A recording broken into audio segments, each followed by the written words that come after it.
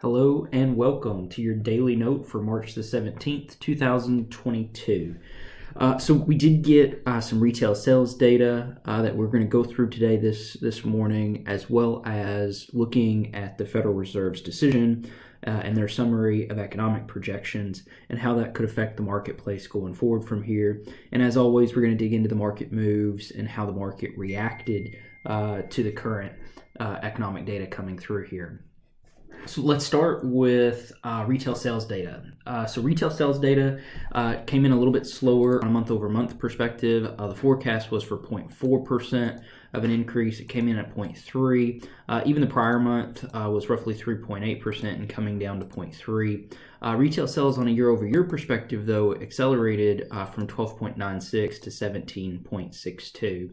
Now, despite that acceleration, you're still seeing a reduction or a deceleration in rate of change terms since the springtime of last year.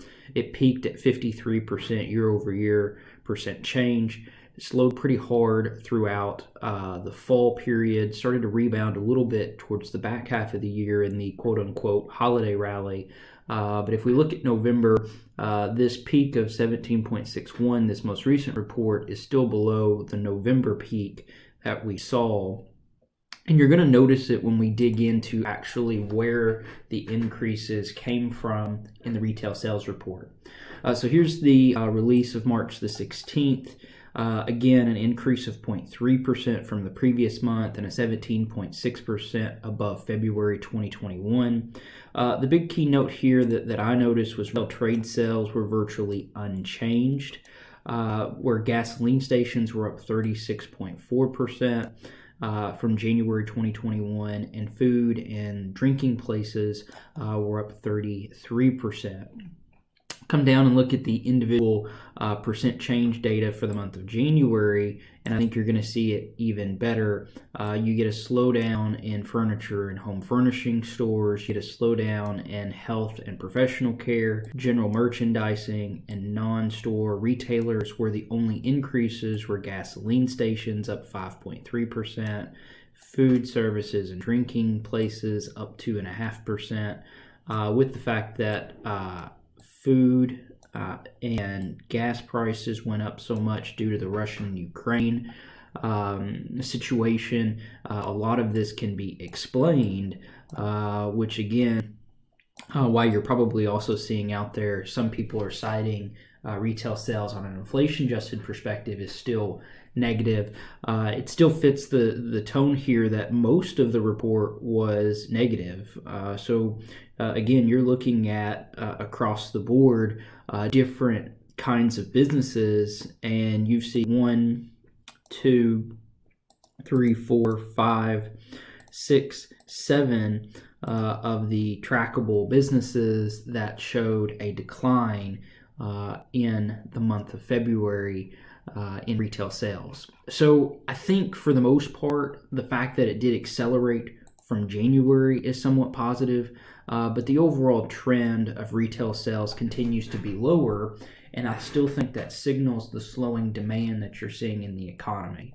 So even before the Fed starts to raise interest rates and starts to cool the economy with their tools, the economy is already cooling due to higher inflationary pressures, due to slowing personal incomes and reduced personal savings rates, and that demand is starting to show up in some of the economic data. Now, you will get more economic data as far as demand when we start to look at housing starts and building permits, existing home sales, and industrial production. All of that is coming out today alongside the initial jobless claims. So continue to stick with us. We'll bring you another update on those tomorrow. Now, let's turn the page here and talk about the Federal Reserve. Now, the Federal Reserve did meet. They did raise 0.25 percentage point to now at 0.5%. That was no surprise. We thought that. Jerome Powell telegraphed that in his meeting on the Hill. But what we didn't know was what is the plans for the reduction of the balance sheet. What was interesting that I found in listening to him and then reading the message that they put out was primarily that he was going to, and the committee was going to, start the reduction or the tapering of the balance sheet at coming meetings, which was kind of a different talk on prior meetings. Prior meetings, he said, look, we want to get interest rates off the ground first before we start tapering the balance sheet. I've been arguing for a while now with conversations with Eric and with Dan that it's always going to be a double-barreled approach. If we're easing, we're going to be cutting interest rates and doing quantitative easing at the exact same time. If we're tightening, we're going to be raising interest rates and tapering the balance sheet at the same time. And that's the environment it looks like we're moving into. So something else to think about is where they want the federal funds rate to be by the end of the year. You can see that here, the Fed funds rate for their projection, they want to have 1.9% by the end of 2022. If they're at 0.5% right now, they would have to raise 50 basis points at subsequent meetings from here all the way until the end of the calendar year to get that done. Now, you've seen our estimates. We see both growth and inflation beginning to slow, but the Fed also sees this. So here's the summary of change in real GDP. Of course, they do it on more of an annual basis, coming at somewhere just south of 3%, but just north of 2% in this kind of channel here. Unemployment rate sticking in around this 4 range, so not much change in the unemployment rate, but is a pretty hard slowdown in core and total PCE or inflation expectations. So they're seeing an environment where both growth and inflation begin to slow into the new year, and they're going to begin to try to tighten in that environment. Which I think, of course, leads to a policy misstep if they over-tighten. You could probably see it in how the market reacted from a yield curve perspective. You did see the 2-year push up to 1.95 to, again, match the estimates that they're hoping for, which is closer to 2%. You also saw the 10-year Treasury actually come down a little bit. So your yield curve is getting very, very flat at only 0.24 basis points. You do have an inversion between the 7 and the 10-year, and you do have an inversion in the 20 and the 30-year. But this is very, very flat in nature going into the beginning of a Fed tightening cycle. Again, the other side of this is the short end of the curve. The 1 month is now reflecting the Fed funds rate. So they telegraphed that they were going to raise 0.25%. This is now at 0.24. And if they continue, and I'm going to be really interested in watching this 1 month as it continues to creep higher, if they are successful in getting to 2%, I think you'll continue to see that. Now, despite the risk-on move to the marketplace, you saw some really interesting things still happen from a volatility perspective. So volatility did break down on this risk-on move, but high yield options adjusted spreads continued to accelerate.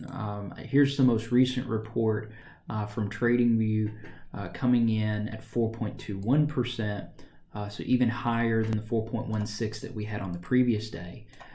So you're going to continue to see that as the Fed begins to raise interest rates, your bond market is going to show the stresses in the system. And I want to show you some of those here in our rescaled ranges. So if we come down to kind of the high yield section where I think you're going to see most of it, and we're going to come back to the equities in just a bit. But here's the high yield market. You saw a rally coming through a half a standard deviation above its mean. This dispersion here, this wide spread, is volatility clustering, very similar to the cluster volatility that you saw during COVID. As those spreads continue to widen, you're going to see it continue to bounce wider and wider on these rescaled ranges, hinting at the volatility. And that volatility, of course, is going to spill over into equity market volatility.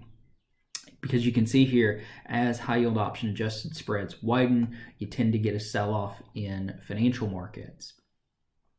It's not only showing up in just a high yield market, you're also seeing it show up in things like bank loans. as that starts to spread out a little bit.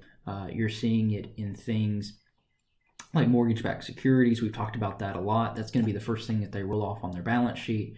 You're seeing it in corporates as that begins to cluster and spread wider. And so as we continue to watch this development and watch the runoff of the balance sheet, I think you're going to continue to see spreads widen and risk and volatility continue to accelerate as the liquidity comes out of the marketplace. So given that you're seeing a slowing in demand and the Fed tightening all at the same time, I still believe that you're in an environment where you continue to need to play defense. That's kind of reconfirmed by our rolling 1 month model returns.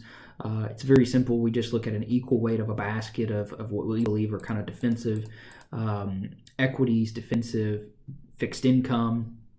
And you're seeing that growth declining, inflation declining portfolio as the primary winner right now, even though we have started this small recovery or this relief rally over the last few weeks. So stick with us as we continue to get the economic data coming through here. But I do believe that the equity market has gotten a little stretched on what seems to be very little good news. Yes, the retail sales number was a little bit better. Yes, the Fed didn't surprise us in any way. I would argue that the surprise is coming in the double barrel approach and not waiting long enough for the interest rates to come up first.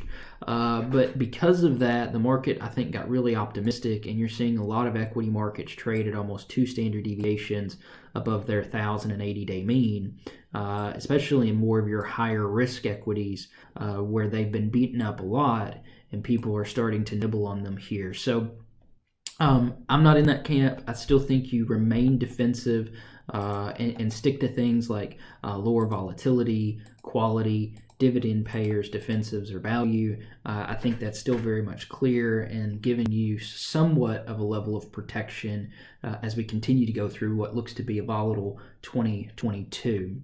I think that's a great place for us to stop. If you have any questions, please reach out to us. We'll be happy to help. Shoot us a comment, shoot us an email, and we'll get back to you as soon as we can. Have a great Thursday, and we'll be back again tomorrow with another update.